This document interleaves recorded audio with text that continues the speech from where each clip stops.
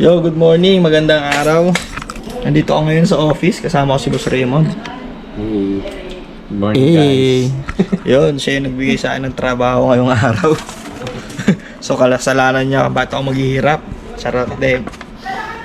Thankful tayo kasi may pasok tayo today. Kung wala siyang papagawa, wala tayong schedule. Ayun, mag-drawing tayo ngayong araw. Kaya subaybayan niyo ako ngayong araw. Maraming salamat.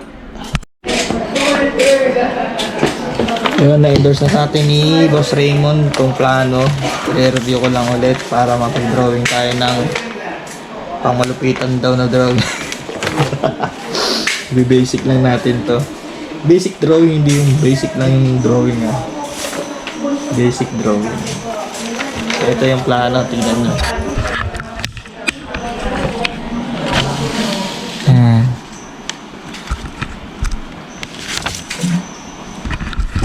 Medyo madugo, di ba?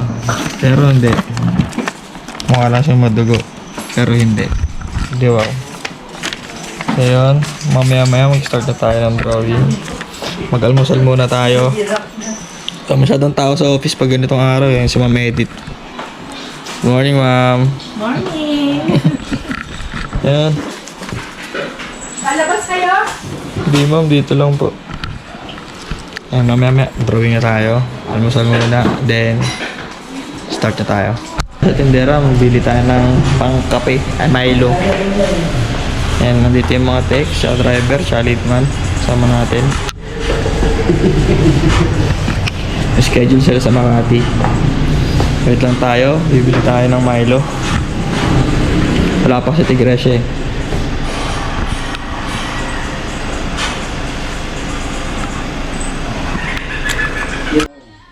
Sabi nyo lang bukas magalaw kami. Lunes. Pala. 6 a.m. Kasi 10:30 ang service. Huwag na huwag mong kakalimutan kumain sa umaga dahil isa to sa pinakamahalagang pagkain sa ating unang araw. Breakfast is so very important because it gives us energy to start the day. Diba? Ano pa kung wala kang energy, anong magagawa mo sa trabaho? Tunga ka lang. Kaya kung ako sa'yo, kainin mo ang almusal mo. Sabay-sabay nating simulan ang umaga ng may buhay. Huwag palumbay-lumbay, huwag patunga-tunga nga. Mag-start na tayo ng drawing. Ito, yung drawing natin. Sinurvey ni Boss Raymond. Parkingan pa lang yung nagagawa ko. Ano magtatangali na? Kanina pa ako dito, parkingan pa lang. Oh. Ayun, yung ano pa lang, stopper pa lang ng sasakyan.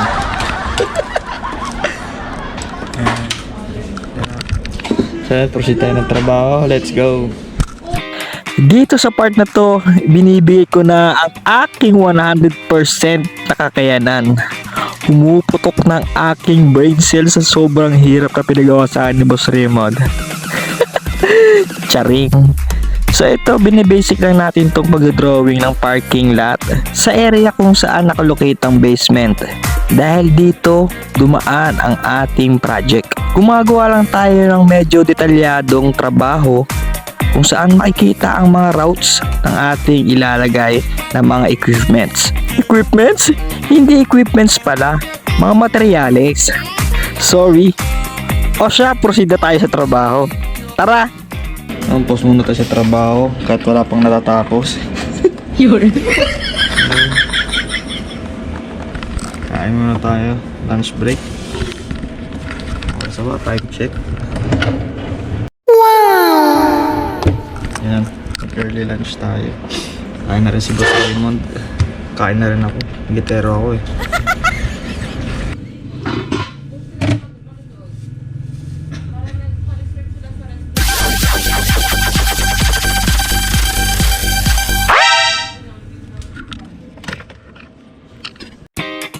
Dito sa part na to, nakaramdam na ako ng gutom kahit na medyo maaga pa kasi nga nag-early lunch lang tayo para tuloy-tuloy ang trabaho natin. So after nitong kain ko, didire-diretsuin ko na para matapos ko ng project na pinapagawa sa akin ni Boss Raymond. Para di naman nakakaya, diba? After natin kumain, energize na tayo, tuloy-tuloy na ang trabaho. Back to work.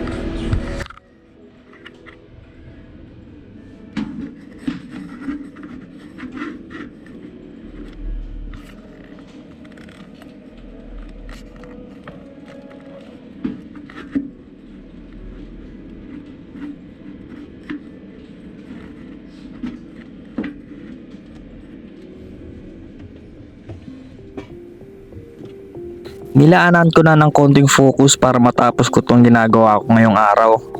Para di nakakaya kay Boss Raymond at mabigyan pa tayo ng ibang project tuwing Saturday. Dahil minsan tuwing Sabado wala kaming pasok. Magkaiba kami ng area ni Boss Raymond. Kaya kung minsan walang patrabaho sa area namin, nangihingi ako kay Boss Raymond. Kung di man kay Boss Raymond, matik yan kay Boss Alper. Shoutout sa'yo, Boss Alper. Mabuhay ka ng mahaba. Charing lang. Sobrang thankful tayo dahil meron tayong katrabahong tumutulong sa atin. Kaya shoutout sa'yo, Boss Alper. Mabuhay ka ng mahaba. Love you! Dito nga sa part na to nakikita nyo na yung mukha kong seryoso. Kahit hindi naman talaga ako seryoso.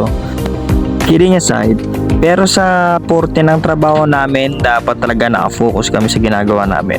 Dahil kailangan detalyado ang ginagawa namin, yung focus nakalaan lang sa ginagawa namin.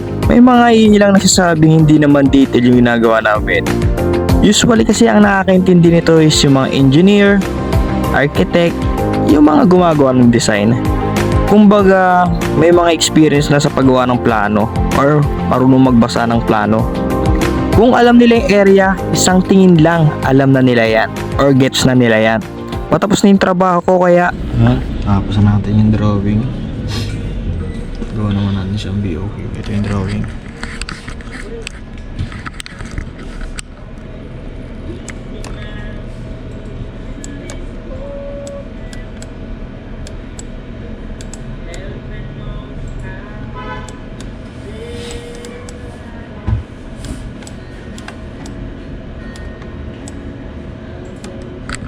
Ayan, ganyan lang naman kasimple yung ginagawa namin. Medyo inaantok. Puyat kasi. So yan. Kung may idea kayo, comment kayo dito. Ayan. Yan yung klaseng trabaho namin. Gagawa kami ng AutoCAD.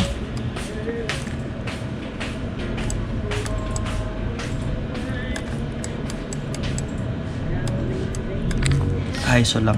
Basic lang. Basic drawing lang. So yan. Tapos na yung araw natin. Tapos na trabaho. Salamat sa pagsubaybay ngayong araw. Bali, ang vlog natin today is sa office lang. Pahinga lang konti, then biyahe na pa uwi. Yun. Ayun. Sama daw sa vlog si Boss Freddy. Ano? Pauwi na lang, sumama pa. So yun, kung gusto niyo maging updated sa mga mangyayari kinabukasan, please follow, like, and share itong aking Facebook account. Then sa mga nag-follow, maraming salamat. Then I'm closing this day. Bye-bye!